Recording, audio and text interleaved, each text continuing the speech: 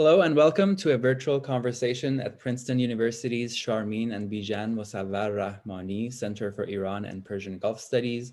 My name is Milad Odabai. I am a postdoctoral research associate at Princeton University. Today I have the honor of welcoming Professor Mana Kia and Professor Purnima Dhavan to the Center for a conversation around Professor Kia's recent book, Persianate Selves, Memories of Place and Origin Before Nationalism. This important book, which is already being widely discussed and reviewed, was published with Stanford University Press just in the May of this month. My colleagues and I at the center, including Director Amari Tabrizi, wish that we were hosting Dr. Kia and Dr. Dhavan in person for this conversation.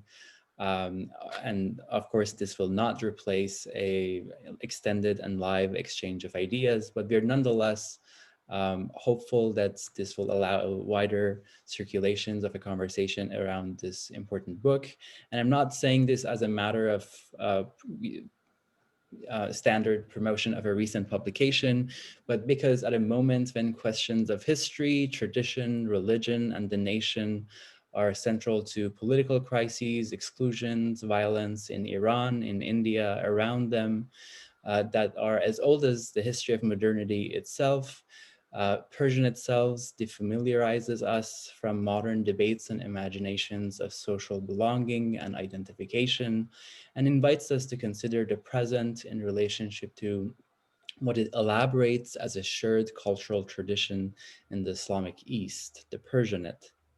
I think this problematization of modernity and national politics in relationship to an inherited, eclipsed, disavowed tradition is indispensable to a historically informed critical engagement with the present Islamicate and Persianate societies. But I'm merely a student of Persianate Selves and do not want to take any more time to speak about it for now. I will briefly introduce Dr. Kia and Dr. Dhavan. I will then invite Dr. Kia to introduce the book herself. Dr. Dhavan has kindly offered to reflect on Persianate Selves and offer some questions as well. I might also add a few questions before turning it to Dr. Kia for a discussion of the book in form of a conversation. Dr. Kia is an associate professor at the Department of Middle Eastern, South Asian, and African Studies at Columbia University. She is a scholar of early modern and modern social, cultural, intellectual histories of West, Central, and South Asia from the 17th to 19th centuries, focusing on Indo-Persian literary cultures and social history.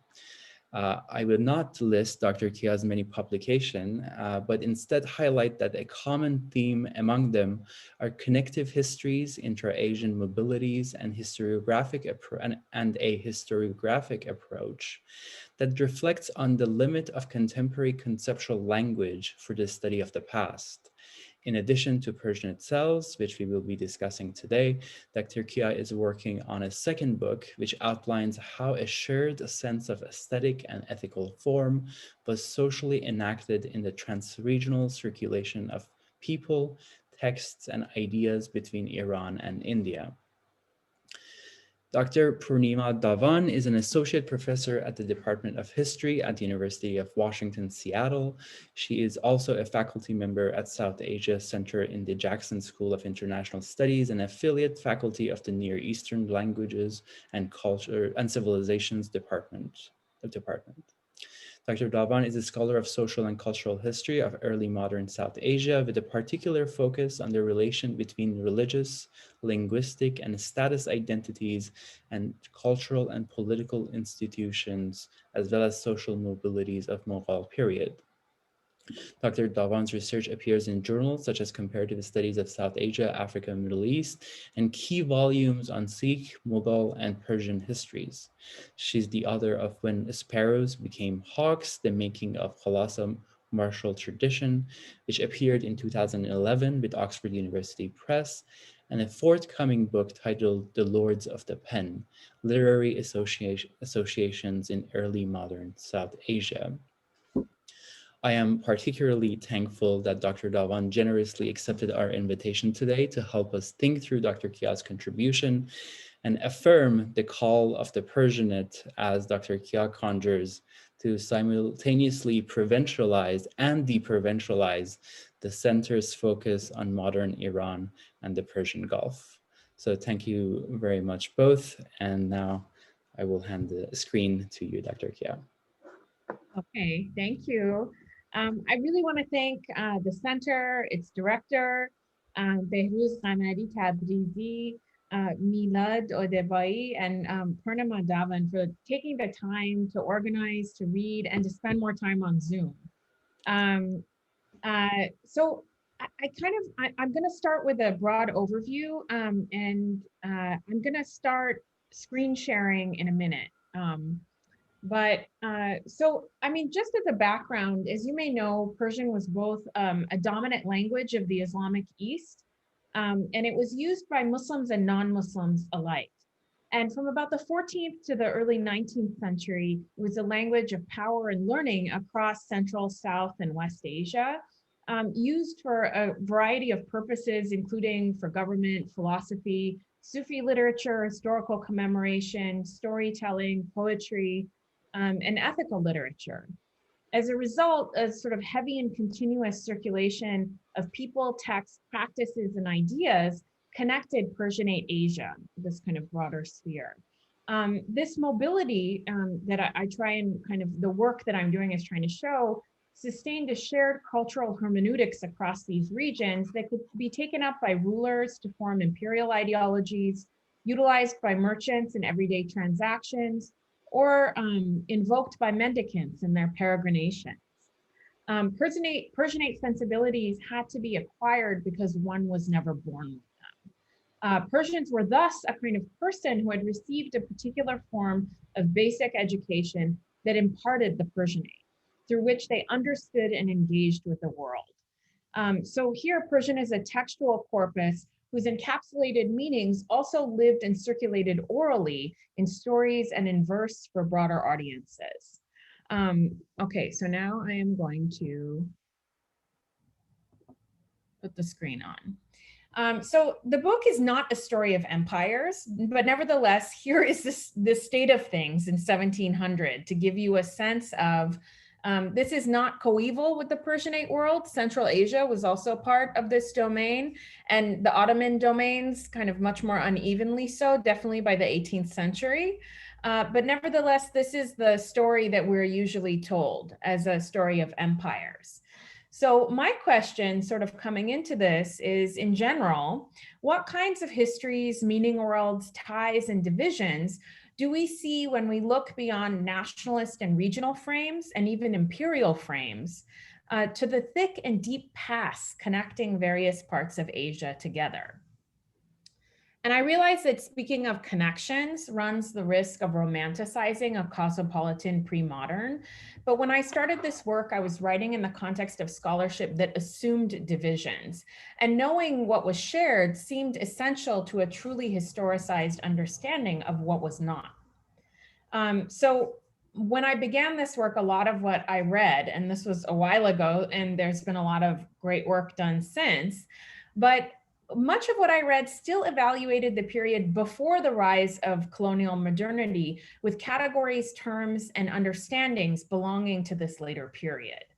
And this seemed limiting to me because categories are important, and if you begin with too many assumptions, you generally find what you're looking for and risk obscuring everything else that doesn't fit and might change its meaning. And anyway, we cannot assume that colonial modernity was as much of a rupture as it claims to be. After all, as Sheldon Pollock has pointed out, how can we know what colonialism and its forms of knowing changed if we don't know what was there before? So Persianate Selves presents an argument about what place and origin meant for Persians across Iran and India in the 18th century, between the fall of the Safavids roughly in 1722 and when the British abolished official use of Persian in India in the 1830s. Specifically, I outline how the expansive and multiple notions of place and origin allowed for a range of possibilities of collective affiliations, out of which the pre-modern Persianate selves grew. So in doing this, I bring together works usually understood as separate genres: biographical compendiums, travelogues, histories, memoirs, and poetry, under the heading of commemorative texts, based on their shared imperative of commemoration, as well as their common forms and features. And this sort of overarching logic of diversity, of difference legible as coherence, govern the range of possible conceptions of place and origin. Ultimately, I argue that multiple places and origins, a diversity understood as proper and necessary, constituted a range of Persianate collectives and their selves that crossed modern boundaries. So pre-nationalist Persians were from many lands, religions, occupations, social locations, and even genders, though these boundaries possessed aphoretic rather than categorical distinctions that require reassessment of their historical meanings. Oh, hang on. Oh, there we go. So this is the table of contents. The book has 2 sections, and then what's meant to be a kind of standalone 7th chapter, which kind of brings everything together. So the central, and I'm going to give just a couple of examples from place and origin. But the central premise of section 1 is that the overarching logic of modern empirical geography was but one possible mode of knowing place. Because it was embedded in and continuous with other modes of knowing place that were different and even undermined empiricism, we cannot view it as definitive. So the 3 chapters in this section address the significance of different scales of places, the possible modes of placemaking, and the way places were invested with meaning. The first chapter begins by outlining the flexibility and multivalence of terms. It distinguishes common ways of understanding units of geographical place, such as kingdoms and provinces, from effective notions of place, such as homelands. The chapter then parses the ways that places were measured and marked. So chapter 2 illustrates the role of commemorating the near and far past in attributing meaning to 18th century presence, marked by the fall of the Safavid Empire and the devolution of Timurid power for Persians in and between Iran and India. And here I use Timurid instead of Mughal because that was the name of the dynasty. And Mughals were a different kind of person that I talk about a little bit later in the book. Different interpretations of contemporary events, however, so even when people disagreed, evinced remarkably similar understandings of lands, geographies, and their relations to other places, all with reference to proper ethical forms in learning, service, rulership, social interaction, and piety. So people shared a common language with which they then disagreed about the relative value or causes of things. Chapter 3 looks at cartographic effects of meaning making and the features of place that lent them a moral cast.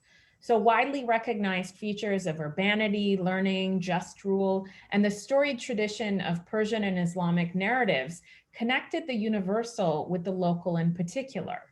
Transregionally circulating commemorations of place created a morally imbued sense of familiarity and proximity more significant than empirical geographic contiguity. Other features of place could create a gradient of familiarity with places within and beyond Persianate and Islamic lands. So let me give you an example of this. Looking at Abdel Karim Kashmiri, who's a minor Timurid functionary who traveled through Iran with Nader Shah's army and wrote a narrative about his trip upon his return to Delhi. So though Abdel Karim's affiliation is clearly with Kashmir, which is his father's birthplace, and Timurid ruled Hindustan more broadly, the specificity of Kashmir's paradise-like qualities do not preclude the same in other places. It was part of a broader universal idiom of Persianate imperial power that marked certain places similarly through homology. So one parallel that gets made, and he's not alone in doing this, is between Kashmir and Mazandaran, which allows us to kind of ponder what the center might have been in an early modern Persian context, in which millennial sovereignty was simultaneously claimed by the Safavids and Timurids. Abdel Karim identifies Kashmir as his homeland, and we can tell these affiliations by other ways of appending descriptors of allegiance, celebrating its paradise-like qualities, right? Jannat Nazir, Behesh Nishan. And in his account, local knowledge is something he sifts through, sometimes incorporating, sometimes rejecting, according to more trans-regionally recognized knowledge about Mazandaran. And he brings Kashmir in and links it up numerous times. So he begins his account by stating, quote, "It has been heard from credible people that in the past, because of a great number of trees and abundant undergrowth, the way to Mazandaran from Astarabad was extremely inaccessible and oppressive, and travelers had complete difficulty coming and going. Because the Safavid dynasty, especially Shah Abbas, was nobly filled with a desire to regularly visit Mazandaran, they therefore uprooted the trees along the way and built 12 halting stations on a road made of stone and plaster. At every halting station, they built a structure so that it would not be necessary for a tent because of the fact that rainfall becomes quite heavy there, as is the case in Bengal." So this is local knowledge, the previous state of the passage between Astarabad and Mazandaran, the changes wrought by the erstwhile Safavids, information about the climate, which he likens for his audience to Bengal, where many of his immediate readers in Delhi would not have been to either, but would know as a place of heavy rainfall. So I think that it's significant here that he's articulating this obviously for a Hindustani audience. But in a particular way, he then transfers the script according to which the Timurids had territorialized their authority to explain the Safavid relationship to their own paradise-like land. So he marks Mazandaran's similitude with Kashmir by noting that just as the emperors Jahangir and Shah Jahan would often go with their entourages to Kashmir, Shah Abbas would go to Mazandaran, quote, with some of his intimates and attendants for feasting and enjoyment. The two places are framed not just by their similar natural beauty, but also because they both act as a paradise-like destination for the contemporaneous kings of two Persianate dynasties who held them in special regard as places to pass certain seasons. So this is universal knowledge. A host of people who had never been near it, including Persians writing in Iran, always referred to Kashmir as a paradise-like place of temperate weather and heavenly gardens. That a Timurid functionary could recognize and articulate this kind of imperial placemaking among Safavids also speaks to trans-regionally legible and shared political practices. So he marks Mazandaran, for instance, with an ornament of place, its built environment, particularly its gardens. But he also notes that the local knowledge sort of understands the geography a little bit erroneously. But I think the kind of most interesting part is his description and his explicit linkage with Kashmir. So he actually tells us about the people of Mazandaran that the people of Iran tell strange tales with regard to the inhabitants of Mazandaran, about their simpleness, about their sadegi. More likely, they are, in spite of the Mazandarani's elegantly adorned characters, and in truth have no basis, or else they are because the jealousy, right? It will be for this reason that the people of heaven are simpletons. It is an amazing coincidence that in Hindustan, they write Kashmir as Jannat Nazir, and in Iran, Mazandaran as Behesh Nishan, that the people of both domains, because of the paradise likenesses, subject the poor Kashmiris and Mazandaranis to much abuse, right? So the people sort of end up having the same kind of relationship to the people of, the Kashmiris to Hindustan and the Mazandaranis to Iran. So while Kashmir and Mazandaran are not the same, their domains are synonymously paradise-like, and accordingly, the relationships of their inhabitants vis-a-vis the rest of their respective empires and domains are also homologous. So I think what's significant here is that you have a parallelism, and it resonates on multiple levels, on the social, on the political, and on the geographical. So I think it's also significant. I mean, I'll sort of skip that.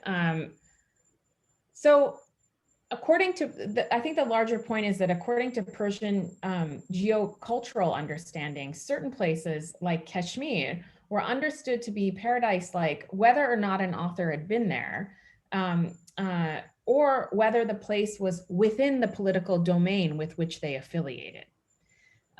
So that gives an example from the first section of the book. The 3 chapters in section 2 examine the meaning and labor of origins among Persians between Safavid Iran and Timurid India.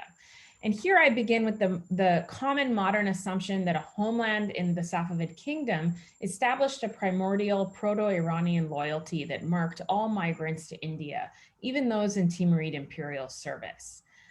Modern scholarship possesses limited conceptual means by which to understand origins outside of mutually exclusive categories taken to be definitive of affiliation.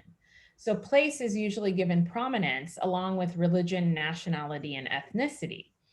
As with place, though, I argue that modern categories are either not definitive or else entirely inappropriate. The 4th chapter of the book argues that the form of origin was lineage, and it was multifariously constituted. So alongside territorialized notions of origin, they were often far more important lineages, including those of service, learning, aesthetics, and practice, which call into question our understanding of meaningful connection. Here, let me see. So I'm going to give you a couple of examples of what I mean by lineage, simply because this is very, very important. And they're going to be from 2 18th century Persians writing in Aurangabad. The first one is Azad Bilgrami's biography of someone called Murshid Qoli Khan Mahmud, which demonstrates the way learned lineage fits the overall story of origin.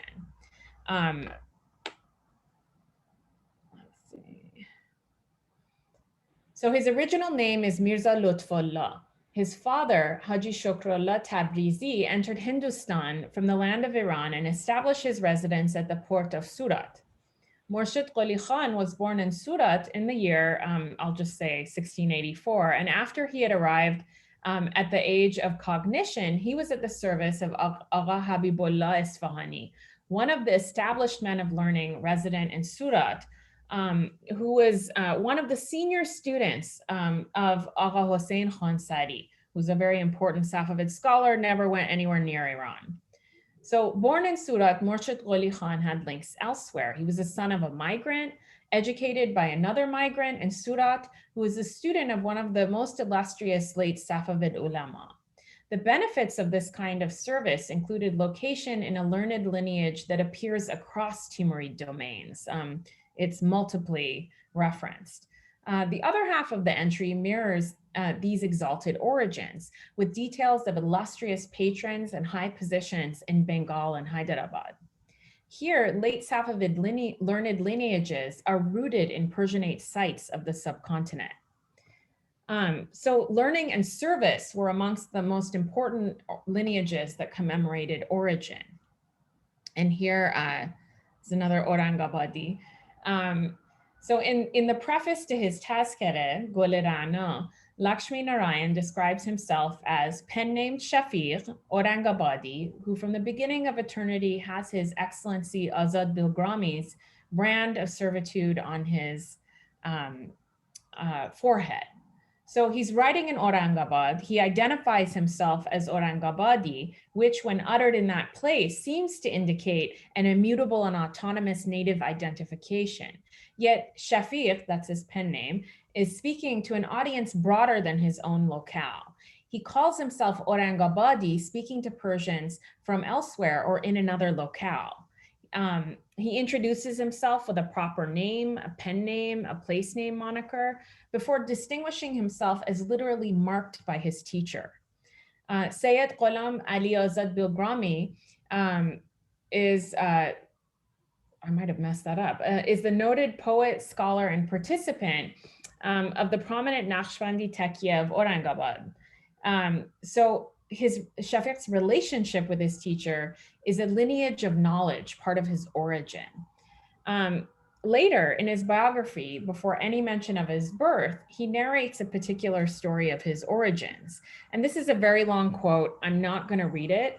But I think what's very important is that in the middle of speaking about his father and his grandfather, he also speaks about his teachers, their patrons, and these are in fact quite important, right? So Shafiq's origins are in terms of what we would call jati, even though this is not a term he uses, and paternal ancestry, alongside and intertwined with lineages of teachers and patrons.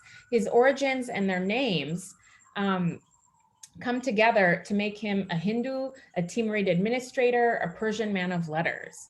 But kind of very significant is the last couple sentences, which make very prominent in this story his father's mastery of the adab, appropriate to his social location and imperial administrative service, which is a product of many other relationships, right? So his father, Rai Nisaram's perfect enactment of the expected customs of conduct toward all kinds of people, from the masters of the hidden world, dervishes, to those of the manifest world, nobles, indicate the basis of Shafiq's own learned potential as a master of adab.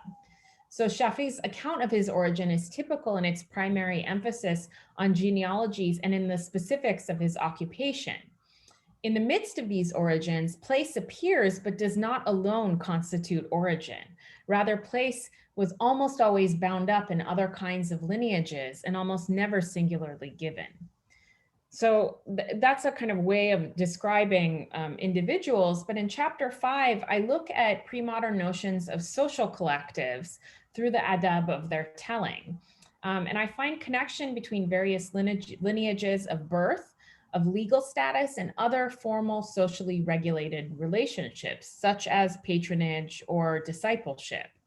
The variety of lineages constituting origin requires a reconsideration of kinship that dislodges law and birth as definitive. So in chapter 6, I then turn to looking at naming, which kind of, and thinking about how this captures the possibilities of affiliation. And in particular, I elaborate on the regionally specific ways in which Persians called themselves and each other, and how trans-regional circulation accommodated such specificities in the lineaments of the universal. So names of both individuals and collectives linked people to groups and to each other in ways that were relational, contextual, and thus belie the discrete mutual exclusivity of modern categorization. And an example of this is, I talk about the way in which Mughal actually in the subcontinent means somebody who a migrant or their descendants, sometimes several generations removed from Central Asia or West Asia. And the Timurids fit in as part of this grouping, but they were by no means the only Mughals on the subcontinent. And outside of the subcontinent, the word Mughal meant something completely different. And that was, you know, a sort of or not really Islamicized Mongol. So changing political and economic factors in the 18th century challenged social connections and collective affiliation, raising the stakes for commemoration for societies facing fracture and reconstitution in both Iran and India. So the last chapter of the book focuses on Tasketa writing in the aftermath of imperial devolution, focusing on the insight they offer into possibilities for articulating collectives and selves. And specifically, I look at poetic tasketas, which commemorate aesthetically and socially constituted collectives of Persians. And these included past and contemporary poets as part of an imagined community of ancestors and peers. And the sheer number and diversity of such texts enunciate the many possible ways these collectives could be imagined and themselves brought into being. And this was a Persian who could be affiliated with a multiplicity of places and have diverse origins that little resembled those demanded by nationalism. I'm going to stop there, even though I think it is significant that the chapter is also about collectives and the way that commemoration is incredibly important for both creating a stability that a kind of moral order of stability in the absence of functional governments in many cases, and also announcing a new collective at the moment of inaugurating a new regional rule. So they also had a political and collective function as well as something specifically individual. Thank you so much. I think I also really appreciate the examples, which I think really make clear how new concepts and analytics are necessary to think about not only the pre-modern period, but also maybe for us to think about contemporary period. So for example, the analytic of lineage, to think about learning and education within the seminary structure in Iran. But that's, I will pass it to Professor Dhawan. Thank you. Let me begin by thanking the center and particularly Milad for giving us this opportunity to have this conversation together. It's perhaps my third or fourth reading of Professor Kia's book, and each one has yielded new questions to ask, but I'll have to resist the feast here and be a little bit disciplined about which ones I think might be very useful for us as scholars of these multiple fields that we speak to have of this work. And for me, perhaps the most important one is, I think Professor Kia's book, Persianate Selves, captures in a way that perhaps very few other books do, the constant maintenance that these kinds of collective, shared, aporetic identities require. And I think it is particularly useful to think about the ways in which one walks into this subject, by which I mean the book itself has a large chunk of its examples taken from the 18th century, which I think, Mana, you're right, as you point to the ways in which the 18th century was a time period in which empires themselves were beginning to lose some of the political grip they had over people's both imaginative space and territories, and the creation of new collectivities, which we see in these tazkiras. But I think for me, the question that your work brought forward also was, in what ways does one become Persianate? Is that process somewhat similar and uniform across these spaces and lineages and time periods? Or are there unevennesses to the one process that creates that Persianate self, in other words? Because one of the interesting things about the 18th century is the degree to which many of the people you use as examples in your story are products of migrations, displacement, traumas. Not that this is unique to the 18th century. I think we could go looking through the early modern and probably find many other instances of this. But it does speak to the level at which I think migration, mobility, et cetera, created this work in a much, much earlier period. And if we turn our attention to that, I think what this book very powerfully asks us to think is, how did this world actually come into being? In what ways and in what multiple places, and I would imagine these were multiple places, did the Persianate constitute itself? What were the spaces in which this kind of habitus of adab comes in and makes particular behaviors, ways of self-fashioning, ways of relating to each other, which could be, to use the word you use throughout this book, aporetic, mutual, but not necessarily exclusive.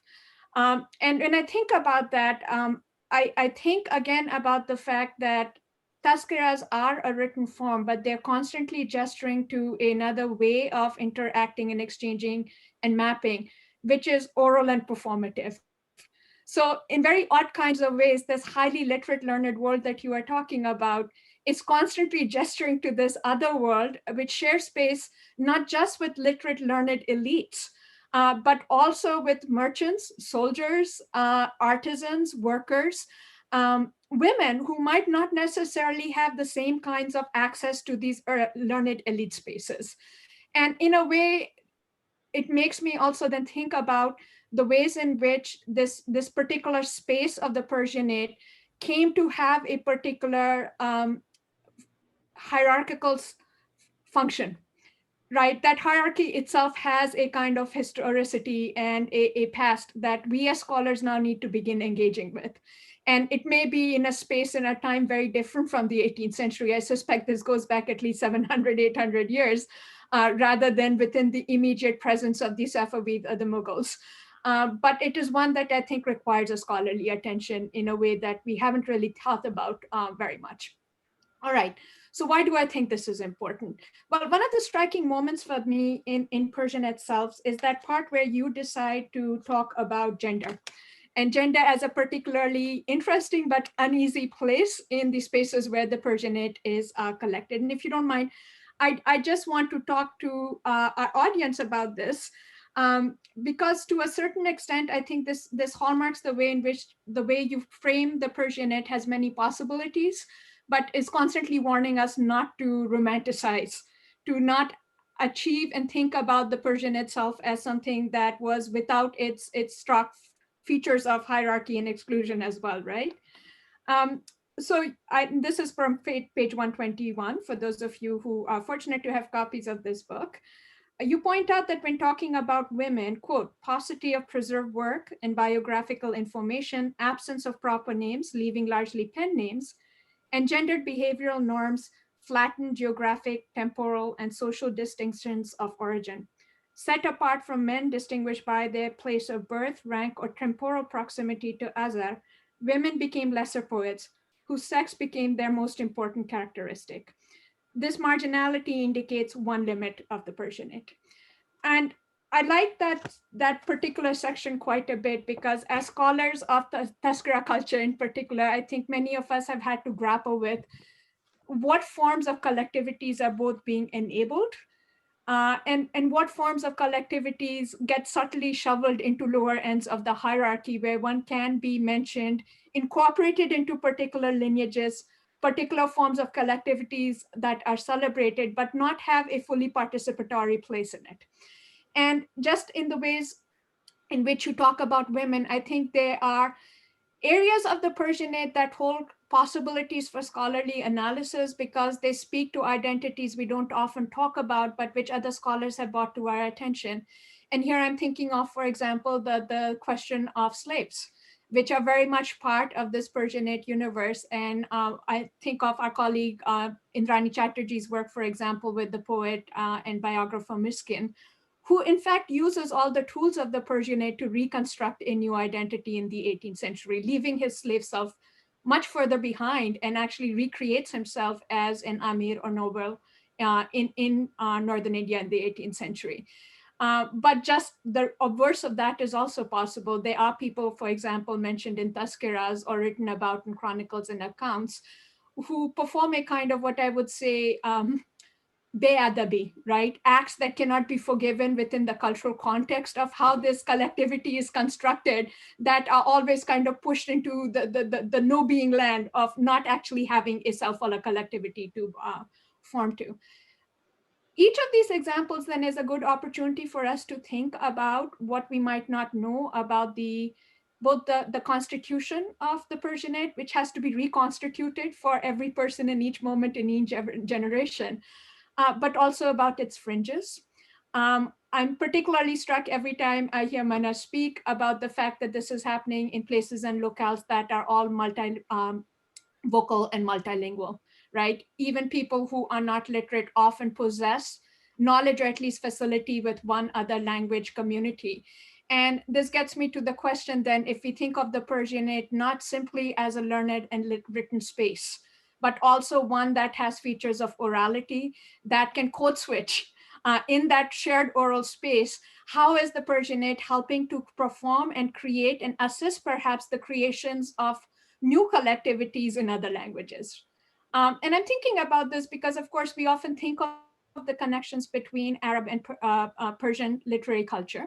But to flip it to the second part of the Persian itself, the chronology as we move to the 17th and 18th century, there's quite a lot of extensive work that shows, for example, how literary languages like Urdu and Rekhta, for example, really borrowed elements from the Persianate in the construction of a very inclusive literary sphere. my question then would be, how does it work in Turkic communities, in places where the second or third language might be Azerbaijani or Armenian? In what ways does the Persianate then perhaps also have this kind of interesting, aporetic, but also complicated relationship with these other linguistic communities? Because in a sense, these literary communities also have their own forms of adab, of inclusion, exclusion, some of which in fact might not work on the same hierarchies as the Persianate. So in many ways, I think the questions that I am bringing to this book then are ones that I would not necessarily have had I not begun to think about place, location, and time in the way Mana frames it in this book. I think it helps us to then perhaps turn the mirror. If we have these kinds of multiple locations and multiple self-narrations, and the maintenance of these multiple connections in the collectivities that many of the authors in this book who are subjects of Mana's research are articulating, we have to wonder whether they were simultaneously other places and other ways of self-narration in this community, because the Persianate in fact does not force those choices on you in some ways. And it actually enables ways of thinking about those framings of belonging and perhaps even not belonging that could be narrated in other places in other ways as well. So the polyvocal nature of this encounter really interests me.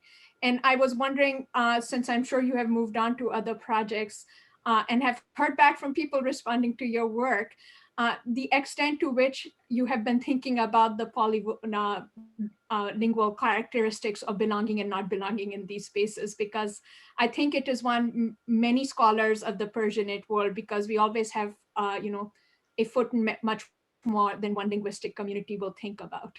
And frankly, in terms of theorizing early modern identity, this has been perhaps a big problematic space in our ways of conceiving of how those relationships and encounters might have worked.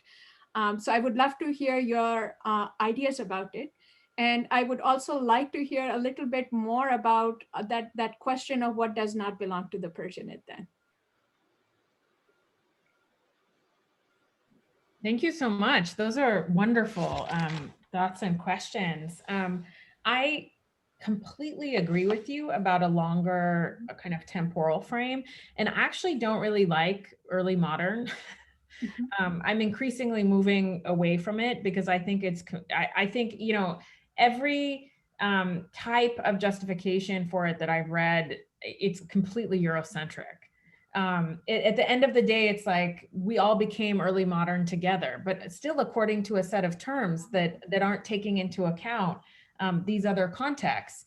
And one of the alternative ways of looking that I thought was very compelling is the concept of a high Persianate period, right? The moment not when Persian emerges as new Persian, but the moment in which its use and circulation become trans-regional, really with the Ilkhanids, and really up until the sort of early 19th century.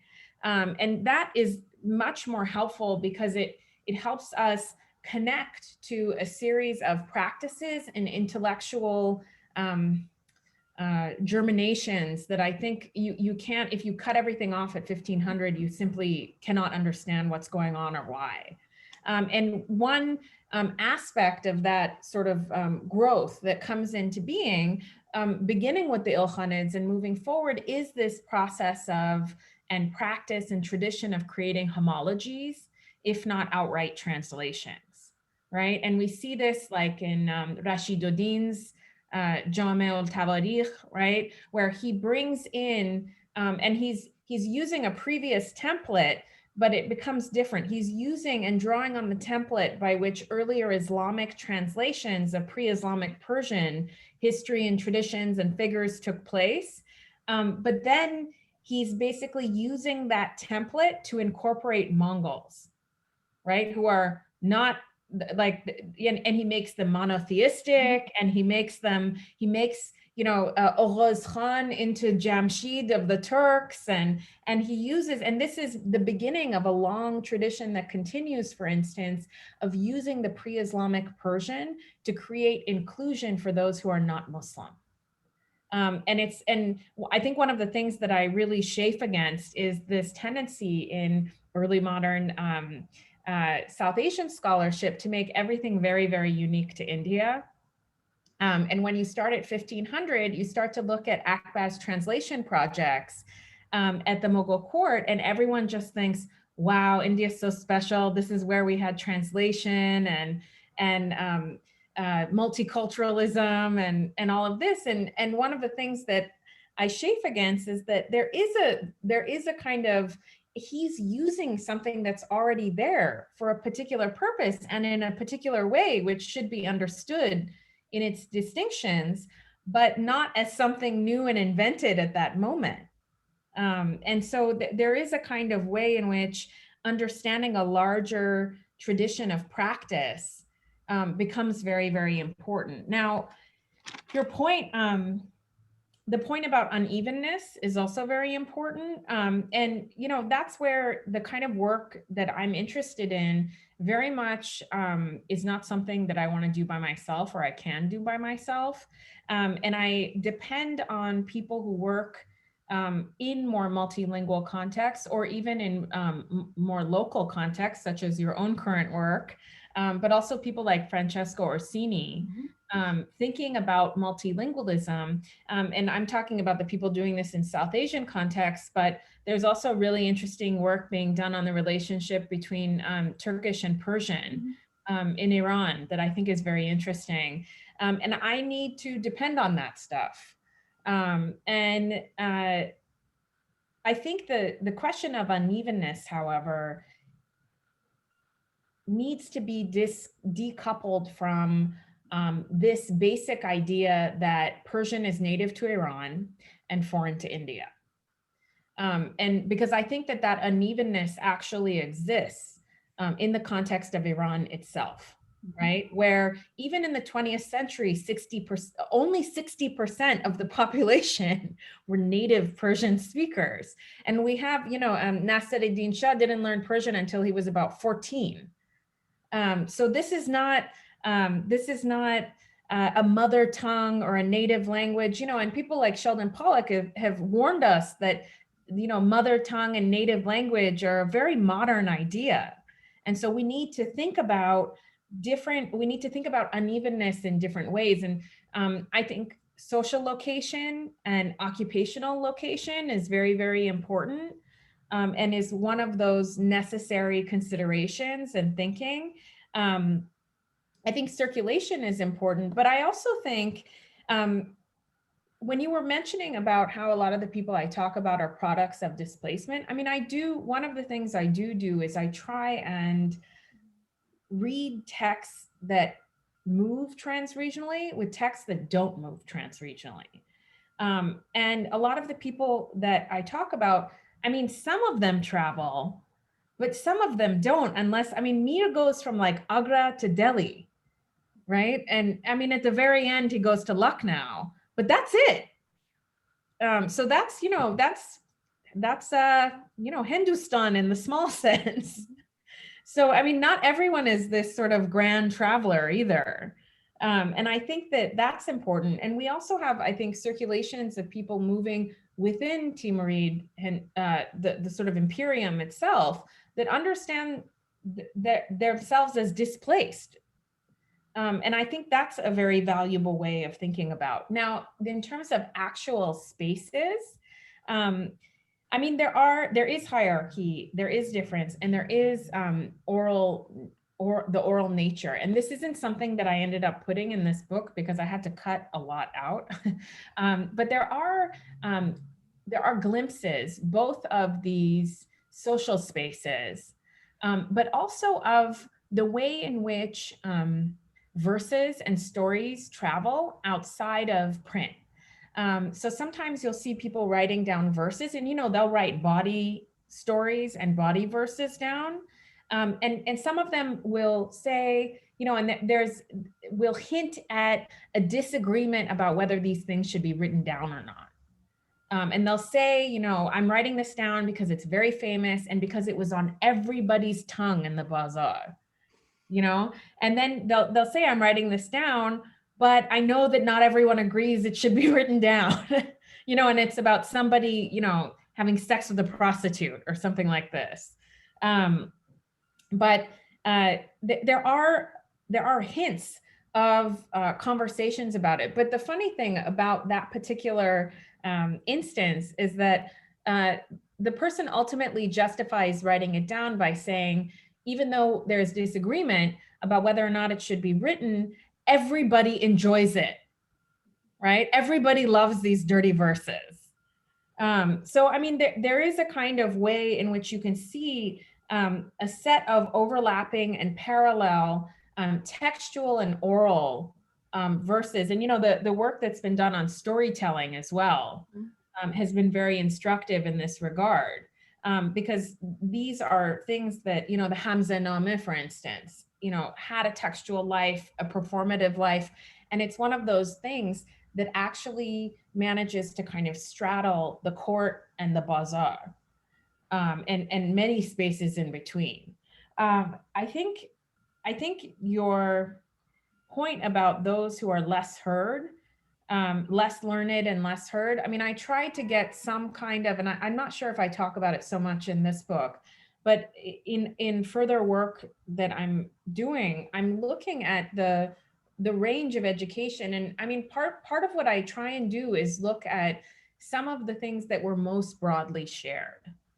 And there's definitely a variation in terms of the learned and the less learned. And there is also, but everyone really proudly tries to produce their 2 verses of Hafez or Sadi, and to show that they know not just the verses, but the right moment to sort of speak them.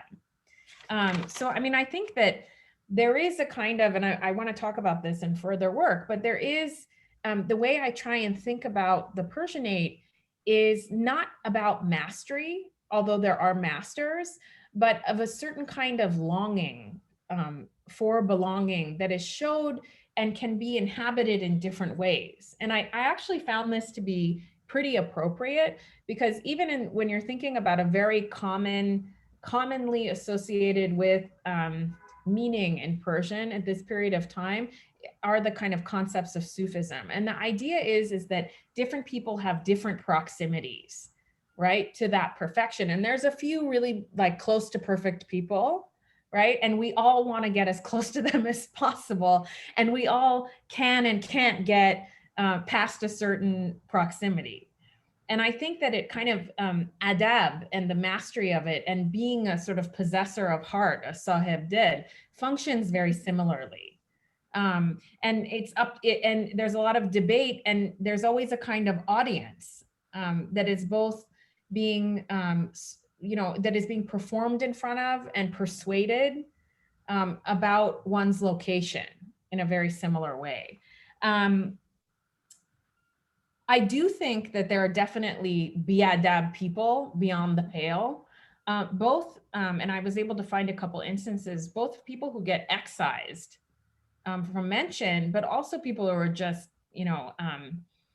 because, you have the exemplary nature of commemoration, and then you also have the kind of warning, exhortive, ebrat nature, right?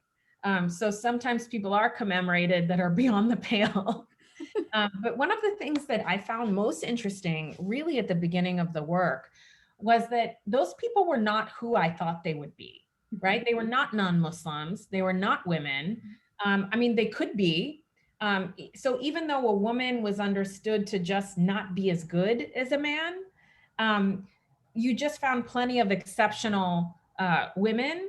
And a lot of the people that were biadab fit the bill of being male, Muslim, and of Middle Eastern origin, right? But they would be disloyal. They would be ungenerous. They would be, they would violate some kind of norm of adab, and they would be almost without fail, completely condemned. Whereas somebody who was, Hindu, and this would be from travelers, some of the people I read pretty fresh off the boat from Iran.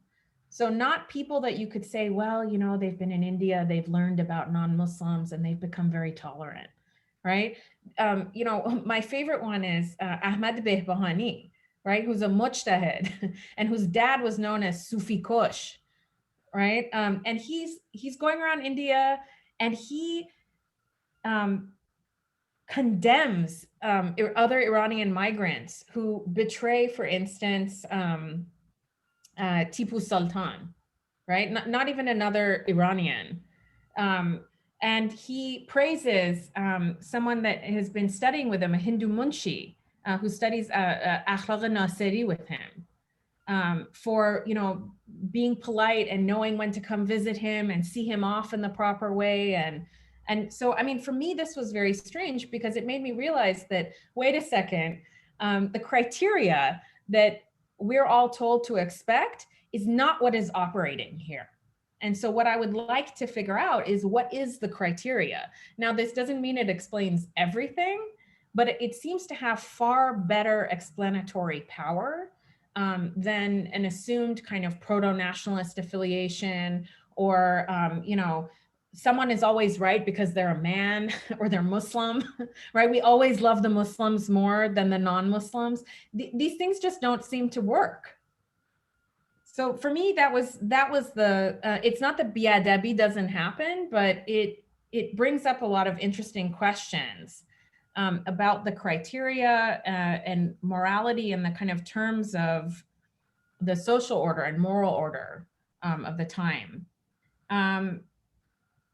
The polyvocal nature, I wanted to go back to this and then I'll stop because I'm rambling on quite long. But I did think one of the things that's the most interesting, and I showed this potential for the homologous, right? And I mentioned, so there is a way of making things similar, right? And creating parallels. And there's also the way in which that actually functions in translating different histories or traditions or ideas into Persian. And I think that this is also one of the ways in which we may think about the way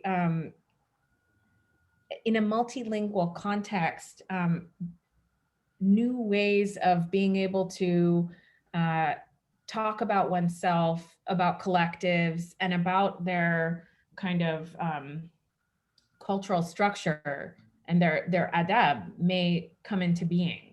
And I feel like this very much happens, and I'm more familiar with the more North Indian variant of it, although people are writing in Aurangabad. Lakshmi Narayan is writing in Aurangabad as part of these debates with me, for instance. There is a way in which certain things are taken from Persian, but it's sort of understood in a fairly harmonious way, right? And in the articulation of this kind of new Rikhta culture, the tools of Persian are taken to condemn other people writing in Rikhta, but who are seen to be doing it the wrong way, right? So in a sense, it's not a competition between languages at all.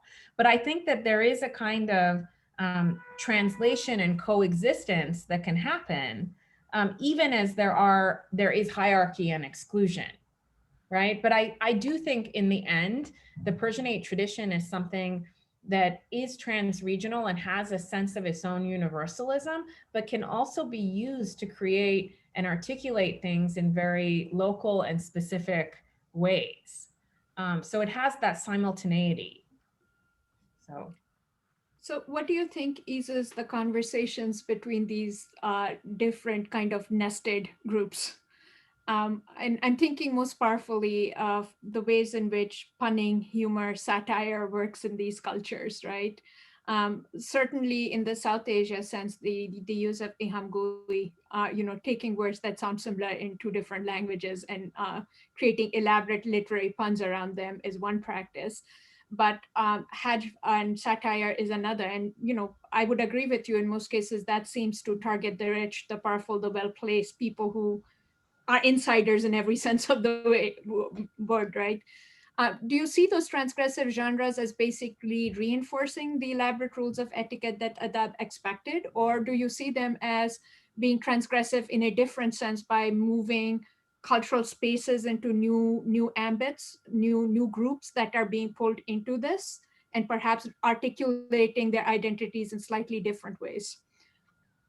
I mean, I think I wouldn't say that these kinds of genres, like the body forms of writing, I mean, that is something that's in every kulliyat of every respectable writer, right? Sadi's kulliyat has a section like that, right? It's a standard accomplishment. So it's transgressive and it's not transgressive. It depends on who uses it, how it's being used, and where it circulates, right? I'm not sure if it has the same nature in and of itself.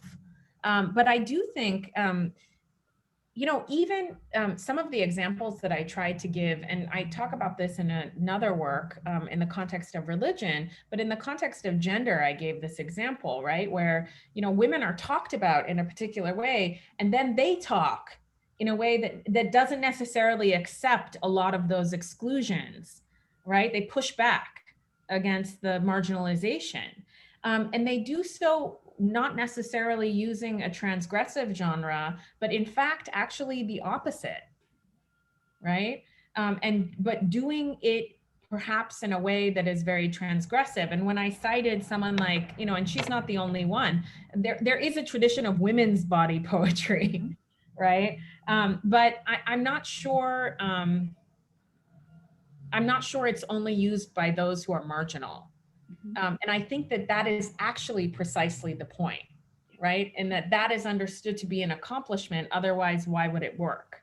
It would just be some ignored subculture, right? But I do think that there are various ways in which people who try to be pushed to the margins articulate themselves differently. And you can see this in some of the hikayat that circulate about non-Muslims at the Timurid court, especially those that come to be in very powerful positions. But there are also enough ways in the mainstream kind of general discussion, right, where people, and you were talking about Meshkin, who's a slave, for instance, right? He basically has enough of the kind of mainstream language, right, of how to fashion himself, right, and push back against this, you know, marginal status as a former slave. I mean, I think the slavery thing is a completely different question, which I think is very interesting, because I mean, you talk about Indrani Chatterjee's earlier work, but I read some of her more recent stuff on Afro-Asian capital and its dissolution. And there was another article by Dalia Gobada in the same issue. And the question becomes, you know, why have we, I'm not sure if it's really accurate to translate ghulam as slave. Because even in the Safavid context, that's a category of people, you could call it, you know, servants of the Shah. Not all of them were actually slaves. Some of them were political hostages from, you know, Caucasian regions, like Georgians from noble families. They didn't experience social death. Some of them were sent back as governors to the same regions. There's a, you know, both the 17th century Safavids and the Timurids are really kind of using this idea of service that's inherent in discipleship to create a political structure and an order. And incorporated within that are people who were legally slaves as well as people who were not.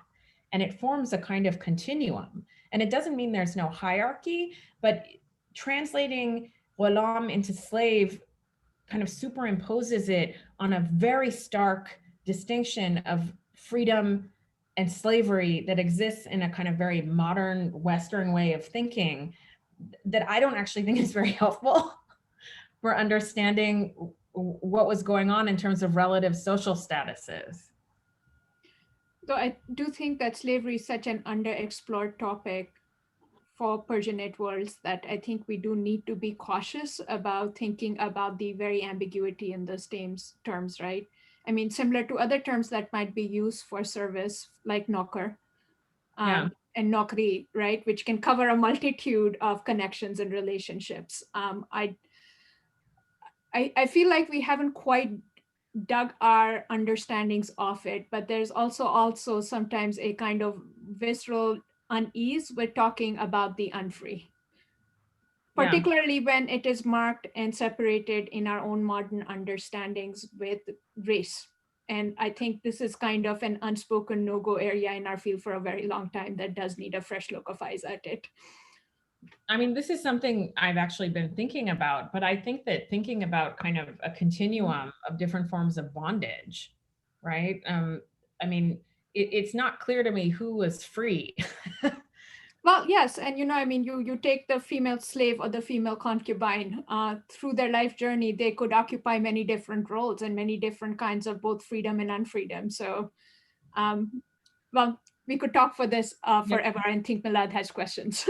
This is a fascinating conversation, but I am also realizing we are coming towards the end of our time. And if I can ask a question that is somewhat related, but comes at this sort of questions of historicity of concepts in a very different way, and from the point of view of a student of the modern period, interpolated in a certain kind of limitation that Persianate Selves highlights. And I want to ask two sort of interrelated questions about the concept of the Persianate and why do we need a concept of the Persianate to think about the Persian language and the modern and pre-modern historiography of the Islamic East and Anatolia?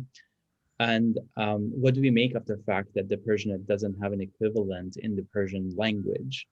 And I ask this because in the book, in your methodological intervention, is very much emphasizes the historicity of concepts, and as you just did in relationship to Ghulam and slavery, and sort of warns us against projections and the limits of historical understandings that follow projections. But then you use the concept that a concept that doesn't have an equivalent in Persian language, and you ground in the pre-modern period to interrogate conceptions of belonging in the modern period. And I ask this not because I think this is somehow an inadequate concept, but because I am trying to really appreciate the archaeological dimension of your work and why we need to pay this kind of attention to the early modern period to recognize the sort of limitations of sort of conceptual vocabulary, political attachments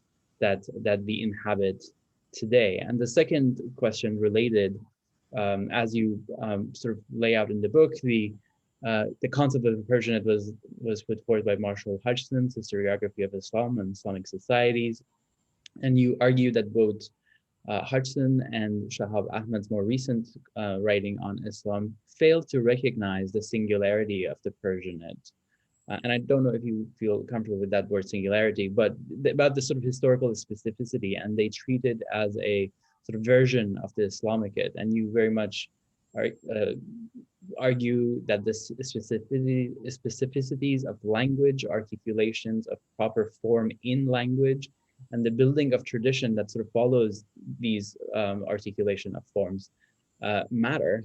So I was wondering if you could talk about the relationship between the Islamic and the Persianate, and particularly because in the modern period we have these two very strands, at least in the Iranian context, strands of nationalism, of one that has this recourse to a European idea of Persian, as you pointed out, and the other one that sort of is in a contentious relationship with this one, that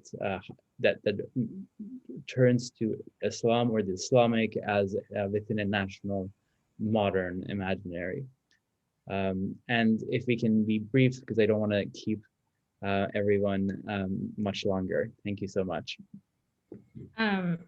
So I don't think that we need, it's not that I think that every term needs to exist in its language, because then we would have Sanskrit scholarship, right? Which is so hermetic.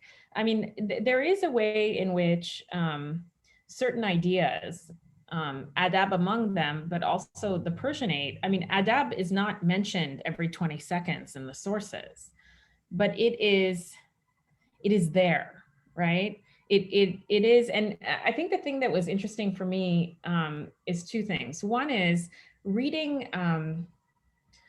about the way in which theoretically there is a process of translation that goes into historical writing, right? And in a sense, there are certain heuristics that work very well for enabling that process of translation. Now, I use adab as heuristically as I use the Persianate, right?